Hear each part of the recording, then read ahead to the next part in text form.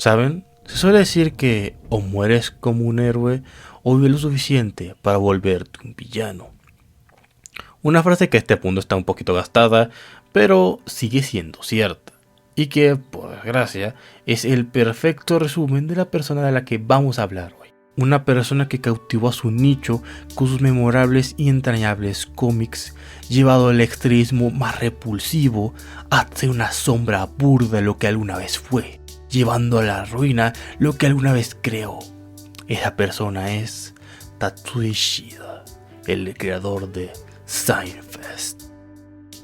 Bienvenidos a la decadencia, bienvenidos a la locura, bienvenidos a el fin de Seinfeld.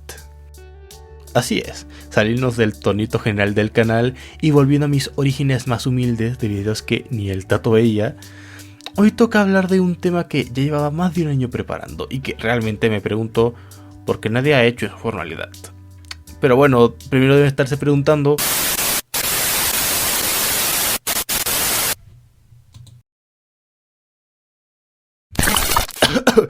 Ay, perdón, la costumbre. A ver, Seinfeld sería conocido en su época más popular por cómo satirizaba la vida misma, la religión, el amor y sobre todo por el enorme carisma que existía en el arte de Ishida. Hablando del creador, la verdad es que sabemos lo justo del tipo. Tats a lo largo de los años se ha mostrado como una persona bastante reservada, al punto en el que solo contamos con un par de fotos suyas, que por cierto, dudo que sean realmente suyas. Pero al ser su cómic una forma muy directa de expresar sus frustraciones y opiniones, no es como que desconozcamos cómo es el sujeto o qué le pasa en la vida diaria. Por lo que tenemos fundamentos para decir varias cosas. Por ejemplo, aunque el Seinfeld que conocemos empezó a publicarse de manera independiente en el enero del 2000, un proto-Seinfeld ya estaba en auge en 1991 en el periódico de su universidad en California, y que a estas fechas Tats tiene ya poco más de 50 años, haciendo que Seinfeld, quiera o no, sea la obra de su vida, su magnus opus. Pasaremos por las distintas etapas del cómic y veremos qué pasó con Tats y sobre todo, qué pasó con Seinfeld. 1991. Proto-Seinfeld. El Proto-Seinfeld es realmente curioso. Se nota que el estilo de dibujo por el que conocemos a Tats está aquí, pero a la vez se nota su inexperiencia en esos delineados burdos que tenía. Aún así, gran parte de los personajes que caracterizan a Seinfeld están aquí, con una versión beta de Slick, Monique, el cerdo, el nerd y el diablo. Y claro, el humor ácido por el que Seinfeld es tan querido. Pero junto al crudo dibujo también el humor aún estaría muy crudo. Y se nota que Tats aún necesitaría un par de años para crear lo que conoceremos como Seinfeld. Los ingredientes están en la mesa y la preparación es correcta, pero como cocinero a Tats aún le falta experiencia. En retrospectiva es interesante ver esta etapa del Tats joven y emocionado con la vida, aún teniendo 20 años, hasta que fuera finalizada la fuerza por allá del 1990 y algo. Pero eso no detendría a Tats, ya que solo le daría más fuerza para dar lo que realmente es conocido y querido de Seinfeld. La era dorada de Seinfeld, los 2000. Un 17 de enero del año 2000 se publicaría la primera viñeta del Seinfeld moderno, empezando de manera simple y concisa. Slick, nuestro protagonista, se encontraría con el diablo en un puesto que parodia al de Luce de Peanuts, que ofrecería cualquier cosa a cambio de tu alma, haciendo que Slick le cuestione si valía la pena para luego irse y volver a irse, empezando la dinámica general del Festival del Pecado.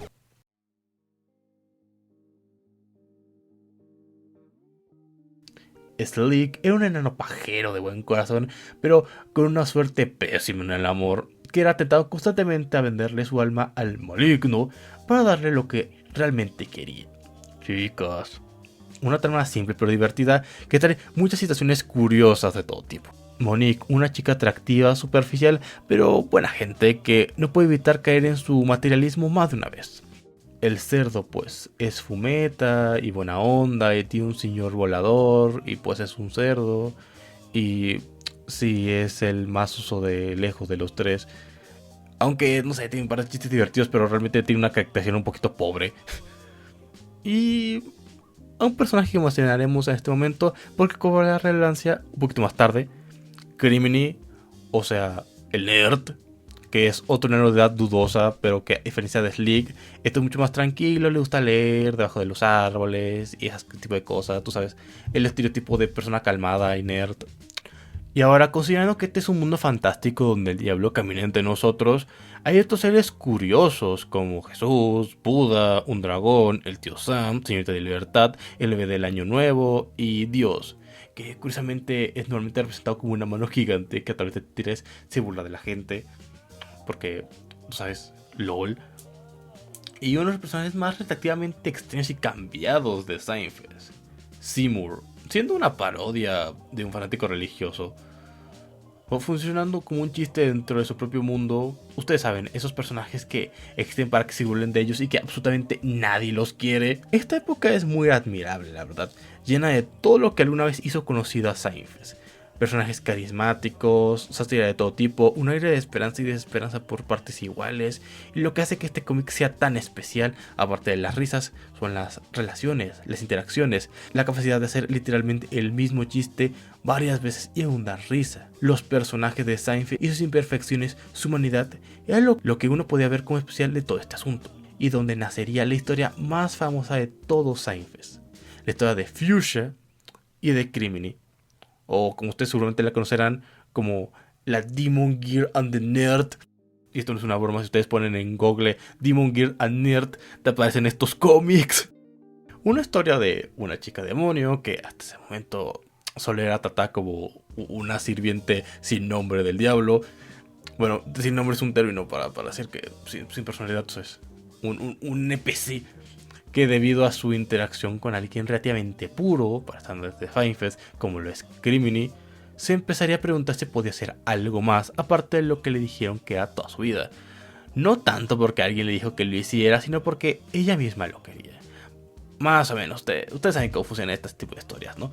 Y el cómo interactuaba con Criminy, aparte de ser adorable, era muy bueno, viendo cómo llegaban a intereses comunes, el conflicto de su entorno y el cómo este cambio se tomaba de la peor forma por su compañera Baby Blue, llegando al punto de abandonar el infierno y vivir su vida dejando atrás todo lo que conocía, en forma de un tridente lijado, porque ustedes saben, cursi, siendo tomados como una traición por parte de Blue, y el diablo volvería frecuentemente para molestarla y recordarle lo que era.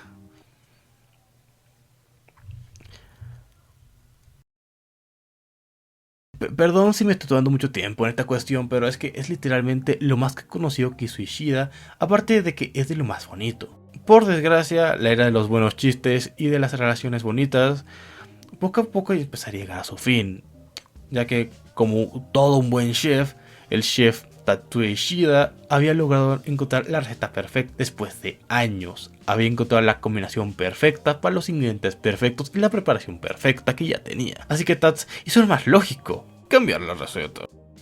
Así como la edad dorada de Seinfeld empezó con su primera viñeta en el 2000, el debacle y la era de la decadencia de Seinfeld empezaría en el año del 2011, con una simple viñeta, por quienes por mucho tiempo fueron los personajes más odiados de todo Seinfeld, la hermandad feminista, o también conocido como The Sisterhood. Una viñeta donde una chica de edad dudosa en triciclo, líder de la hermandad, abordaría a Monique, encarándola por su rol en el patriarcado opresor, haciéndola reflexionar toda su vida para cambiar para siempre. Desde ese momento, Monique no solo abandona sus tendencias superficiales, volviéndose una feminista de corazón, en contra de la cosificación femenina y el patriarcado opresor, teniendo un cambio de look incluido, sino que también se transformaría indiscutiblemente en la protagonista de la historia, desplazando a Slick por los próximos 10 años. Que por cierto, yo no digo que en teoría eso sea algo malo, pero sí es un poquito, ¿sabes?, raro que ese tipo de cambios. Un personaje como Monique, que ya literalmente años ha intentado cambiar para siempre terminar fracasando, es un poquito extraño que un par de comentarios random de una random resuenen tanto en la cabeza de Monique, prácticamente descubriendo la Matrix. Además dije en teoría porque recuerden que Monique es un personaje ficticio de un cómic de comedia. Sus defectos son una parte sustancial de su comedia y de su caracterización como personaje. Que Monique cambie para mejor es como si de un capítulo a otro Homero se volviera flaco, sobrio y comiera abundante. O sea, le estás quitando quién es. El declive y la era de Renfield, 2011. Ok, para entender qué demonios pasó y por qué prácticamente de la noche a la mañana pues, bueno, esto pasó, pues al igual que todas las malas historias, para entender qué está pasando, tenemos que irnos al mundo real, incluso a las especulaciones. Siempre se ha especulado que la líder de la hermandad, Sander, Rander, no sé cómo se pronuncia esto, ¿sí? Tiene una X muy extraña.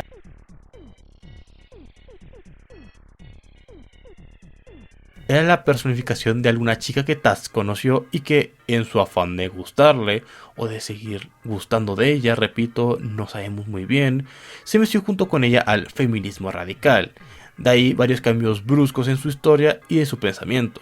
En primera, a Slick le dieron una tremenda pata en el trasero, siendo tachado casi como un imbécil incorregible, cediendo por fin y vendiendo una parte de su alma, dejándole secuelas con el Evil Slick, que pues creo que una imagen vale más que 1000 palabras, ¿no? Y en segunda, porque la introducción de la hermandad resalta como el maldito Everest, actuando completamente alejado a cómo se comportan los personajes de esta obra. Con esto, Taz emprendería una campaña anticontenido no safe for work, a ser considerado denigrante para la mujer, que pues, un poquito tal vez sí, y contra las trabajadoras de la noche, siendo para Taz víctimas del patriarcado opresor, que pues, 50-50. Y sobre todo, contra el delicioso. No sé por qué Taz se declararía en contra del acto carnal, pero lo hizo. Lo cual es un poquito chistoso cuando recordamos que hacía esto hace un par de meses atrás.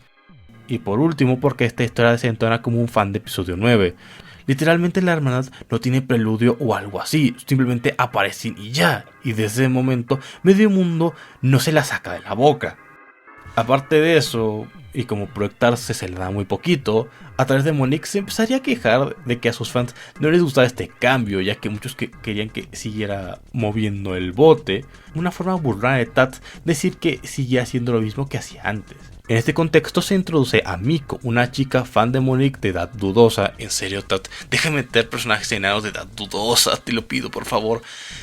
Que sería uno de los self-insert más fuertes de Taz, y quien protagonizaría por mucho tiempo el encabezado que tenía en Twitter, ya que a través de sus gafas antipatriarcado, siendo capaz de ver a través del malvado patriarcado opresor diabólico que controla todo el mundo, muajajajaja. O simplemente para burlarse de sus fans. Muy directamente, en serio, demasiado directamente. Creo que por la descripción que se están dando se pueden dar cuenta de que Seinfeld se volvió un poquito raro en esta época. Un poquito demasiado serio, un poquito demasiado oscuro, un poquito incluso demasiado sermoneador. Siendo la principal razón por la que el público odia a la hermandad en primer lugar, Taz se pasó con lo pedante y lo reaccionarias que eran, saltando a la mínima y tratándolas como lo mejor de lo mejor que hay en Timefest. Con el tema del patriarcado sido tomado de una forma tan literal, casi como una Matrix que afecta a todo el mundo. Digamos que tiene que ser muy extremista para ver esta clase de cosas y aparentar que sí pasaban, siendo a día de hoy una de las razones principales por las cuales el movimiento feminista separa tan abiertamente el movimiento Renfield, como pasa con todos los grupos que tienen una variante radical, como dice su nombre, ¿no? Yo diría que decían tanto la palabra patriarcado que casi era gracioso. Eso sí, el arte de Taz en esta época era una delicia, y no puedo negar que hay varios chistes buenos, pero pues Taz genuinamente no entiende una verga del feminismo. Taz, desde su transformación a aliado, se convirtió en un completo idiota, rechazando casi de forma obsesiva su pasado, creyéndose el típico todos son tontos menos yo, pensando que lo que estaba haciendo era el epítome del feminismo y quien no estuviera de acuerdo con esto era un sicario machista que solo quería hundirlo. Lo curioso es que cuando la hermandad no estaba jodiendo por algún comentario suelto y sin importancia, Seinfeld estaba atorado con el tema del no por y de las cariñosas de forma muy pero muy obsesiva, casi como si intentara compensar algo, cosa muy notable por quejarse de la cosificación femenina mientras cosifica mujeres. También su perspectiva del feminismo era un poquito extraña y tal vez un poquito machista. La mayor prueba de esto es la propia Monique, que se volvió una tomboy lesbiana, apartada de los ideales de género para representar su feminismo. Sí, Monique se volvió lesbiana y empezó a salir con este demonio verde. No lo menciono mucho porque realmente no tiene mucha importancia en el cómic y actualmente es algo que está prácticamente olvidado. Sin embargo, incluso si Tat hubiera hecho todo bien y su representación del feminismo no diera... no, digo, si no fuera tan rara, el desplazamiento tan notorio del humor y del enfoque hacían sentir que se había perdido el rumbo. De ahí que para la comunidad detractora de Tat, este se ganó el apodo del el aliado feminista número 1. Y esto solo se pondría peor y peor con los años. Lo primero es que en este discurso Tat demostraría tiempo después ser un TERF, o por sus siglas en inglés, feminista radical trans excluyente, sacando a flote una de las cosas por las que es más conocido hoy en día, debido a esta extraña idea de que las élites quieren reemplazar a las mujeres con trans para debilitar la raza blanca. Digo, las feministas, claro, mientras les roban la belleza a las mujeres y esas cosas. La verdad es que en serio Tat se ensañó demasiado con las trans a un punto en el que literalmente podría hacer un video entero hablando del tema, cosa que técnicamente ya estamos haciendo. Pero ya, cosas supongo. Y segundo, soltaría varios comentarios antivacunas y antipandemia, porque en resumen tachaba de locos a quienes decían que la pandemia existía y ponía las vacunas como armas del diablo para controlarte y cambiarte para hacerte trans, debido a que las farmacéuticas pues apoyan la transición, ¿sabes? Eso de ser una persona decente y esas cosas. Y ustedes se preguntarán, ¿pero qué coño? ¿Pero qué pasó? Y bueno, digamos que el extremismo te lleva a extremismos. Y que hay que tener cuidado con las conspiraciones si no quieres caer en una red de paranoias. También que estamos saltando casi 10 años de historia y contenido político. Y miren, la verdad es que a este punto me gustaría explicarles más de la historia y de su contexto. Pero en serio que Tat se pasó con esto de la trama lineal y de ser inentendible. Si intenté explicarles como 10 años de historia se transforman en esto, no entenderían nada. ¿Ah, qué? ¿No me creen? A ver, vean un poquito de esto. A ver. 2020. El tío Sam, representación de USA, es atrapado por la influencia del diablo y del padrote. No pregunten. ¿Quién lo metería en una adicción al no por y las cariñosas? Porque Tats no tiene mayor enemigo en su vida que su propio celibato. Volviéndose un imbécil, maltratando a su esposa, la señorita de libertad. Concluyendo todo esto con un robot gigante por tercera vez más o menos, impulsado por los partidos demócrata y republicano. Al no saber qué hacer y que Liberty lo dejara, se estrella y se transforma en un zombie. Ah, cierto, no hablamos de los zombies. Desde que Tat se peleó con los wokes, básicamente son todo lo que no le gusta. A este punto, este tema de los zombies se ha degenerado tanto que actualmente son literalmente NPCs de 4chan. Así que créanme, mientras menos sepan de esto, estarán mejor. Pero Sam es transformado en un niño por la agonizante representación del Año Nuevo, que había sido atrapado por el diablo a inicios de año para manipular la apariencia femenina en que siempre deberían verse joven y todo eso.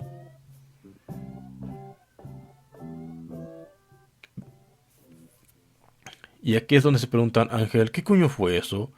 Pues bueno, señores, eso es el Seinfeld actual. Bienvenidos al 2021, estamos en la era oscura de Seinfeld, el humor está muerto y todo es peor ahora. La actualidad. El 2021 sería el año en donde Tats abandonaría un poco sus cosas feministas y ahora Seinfeld se volvería un cómic de derecha republicano nacionalista. Siendo notable cuando un avatar común de Tats para burlarse de la loquitud de las armas, ahora era un prota de buenas intenciones y donde los rednecks ahora serían retratados como pobres víctimas de la izquierda manipuladora y de los buenos estadounidenses.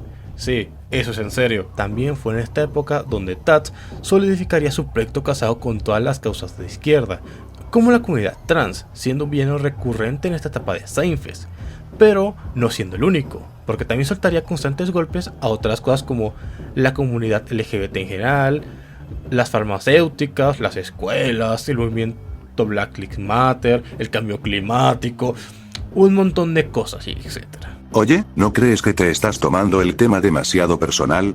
Al final, eres parte de la comunidad de la que más se burla Taz sin hablar del tema TERF. Para nada. Aunque no lo creas, el problema de Tats ahora mismo no es que sea un loquito de derecha o que muchos de sus cómics viejitos se burlen de las cosas que está haciendo actualmente, o que ataque a grupos con los que coincido ideológicamente. Incluso cuando estaba en el lado bueno, aún así era el incómodo. El problema es el radicalismo y la enorme falta de humor. Si ya anteriormente comentamos el cómo Seinfeld dejaba de ser una comedia y se volvía un panfleto sermoneador que hasta la más feminista arquearía la ceja con algunas cosas que decía, ahora era un anciano que le gritaba a las nubes. Cada vez las historias se iban dejando más y más de los protagonistas, cada vez la historia era más confusa, cada vez los paneles eran cada vez más y más crípticos y extraños. Básicamente solo Tax entendía qué carajo estaba diciendo. Mi ejemplo favorito de esto es el de la transreptiliana versus la mamá Karen, en el que decía que a través de las escuelas llegaban a los niños para hacerlos trans y adoctrinarlos para la nueva era, porque eso hacen los woks, porque eso es lo que buscan, quieren a tus niños, jajaja. Ahora, ¿por qué es mi favorita? Muy simple, porque ejemplifica lo conspiranoico, lo raro y lo sin sentido que se ha vuelto Seinfeld, siendo un caldo de mafufadas de Tats en el que si no tienes un mínimo contexto de qué demonio está hablando, genuinamente no entiendes una verga. Lo gracioso es que la enfermiza obsesión de Tats a los trans y a sus entrepiernas es visto como algo raro, incluso para varios grupos de TERF, que incluso se han burlado de él por plagiar alguna de sus tiras. Porque, claro, por supuesto que tenía que hacerlo, ¿no? Y lo peor de todo esto es que el arte actual de Seinfeld es horrendo. Dios mío, mis ojos. No sé qué coño pasó con Tat entre 2020 y 2021, pero Tat se empezaría a dibujar así. Y lo más raro es que en 2019 aún los dibujos tenían un buen nivel. Ahora, ¿qué coño pasó con Ishida? Pues tendrás que volver al mundo de las especulaciones para darle un poco de sentido a esto. Debido a cómo el cómic se distanció tanto del feminismo y cómo su líder se estaba volviendo un personaje cada vez más y más terciario, se rumorea que lo que sea que Taz tenía con esta chica se acabó, y al quedar solo y despechado, fue absorbido por las esferas más extremistas de su círculo. Otra hipótesis apunta a que el camino de todo TERF es llegar tan o temprano a la extrema derecha, ya que una parte importante de su discurso anti-trans, aparte de la intolerancia, es la idea de que ellos estaban obligando a los gobiernos a medicar a las personas y hacerlas trans, robando la belleza de las mujeres y tratando de reemplazarlas con hombres, vamos a poner comillas. Y si lo preguntan, sí, esos ellos son los judíos. Tat hoy en día ya ni siquiera intenta ocultar su repulsión a los mismos. Otra hipótesis apunta a que Tats es simplemente un horny frustrado que, al satanizar el delicioso de todas sus formas posibles, busca una forma de desquitarse con todos al no poder divertir a sus 50 años. Y no querer que se le acerque todo lo que es diferente, transformándose sin saberlo en Seymour. Pero bueno, al final eso no importa. No importa cómo llegamos a esto, solo importa que ahora estamos atrapados aquí, con una historia que día a día se vuelve más confusa, más rara y que solo es entendible por loquitos como Tats, con metáforas que son para golpear tu cabeza con una pared hasta sangrar. Para terminar la de joder, desgarrando la poca dignidad que aún quedaba en esto, empezaré a incluir memes y cultura de 4chan en sus cómics, apareciendo un chat, un Pepe, el término basado y esas cosas que honestamente dan un cringe horrible, más si tomamos en cuenta que Tats tiene más de 50 años, aunque también en retrospectiva no es raro que una persona de 50 años que frecuenta comúnmente 4chan haya terminando así. Honestamente, recuerden gente, 4chan igual a esto. Y lo que me parece aún más insultante es que teniendo uno de los presidentes más patéticos, lamentables, memeables, no es capaz de hacer un solo chiste bueno de Biden. Me estás jodiendo de que Tats se quedó, se exprimió todo el talento que tiene, que no es capaz de hacer un chiste político con un meme andante. Joder. También hay varias anécdotas chistosas entre estos eventos, como ¿recuerdan ese bochornoso momento cuando Elon Musk compró Twitter y dijo que ya había llegado la libertad de expresión? Y un montón de pendejos interpretaron eso a: oh, claro, ahora puedo decir lo que yo quiera, jijiji, jajajaja, estoy demente, estoy desquiciado. Ah, pues en esa bola de reaccionarios estúpidos estaba Tats, para después burlarse de Elon y decir que Twitter estaba aún más dictadura que nunca. ¿Recuerdan cuando Kanye West fue funado por la tremenda pendejadota que dijo? Ah, pues ahora es el pájaro de la libertad, que fue cancelado injustamente, ya que él solo estaba diciendo la verdad. ¿Recuerdan cuando quería encarcelar a Trump? Adivina quién estaba ahí poniéndolo como el próximo Mesías. Actualmente Tats sigue siendo full TERF, pero se ha quitado la careta. También ha empezado a obsesionarse con los judíos abiertamente, con posturas políticas tan confusas que la anterior historia de la reptiliana es el padrino incomparable como estamos ahora. Realmente me da mucha pena el estado que tiene Seinfeld actualmente. Saber que una obra que nos presentó tantos personajes, tantas risas, tantos brillos, ahora vimos a un cadáver sin alma moviéndose por inercia. Realmente duele. Saber que el dibujo alguna vez no te hacía querer arrancarte los ojos. Pensar que alguna vez fue ingenioso. Pensar que alguna vez fue gracioso. Pensar que alguna vez no pelaba los ojos con cada viñeta que sacaba. Realmente duele.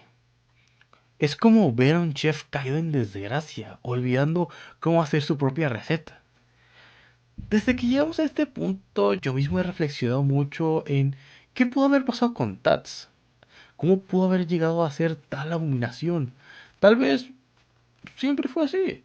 Tal vez sea amargo por Horny. Tal vez sea la edad y a todos nos llegará. Lo único que sé es que Seinfeld ha muerto. Y su creador lo hizo. Esto es el fin de más de 20 años de trabajo. Esto es el fin de Seinfeld.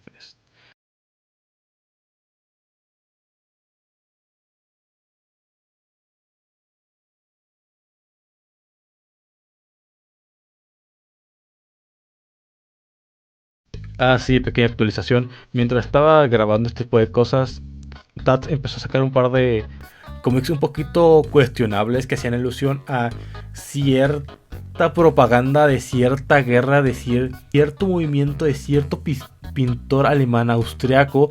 Y aunque creo que es muy simple y tal vez muy deshonesto de mi parte vincular todo el tipo de antisemitismo a los seguidores del señor del bigote chistoso, creo que hay algo ahí,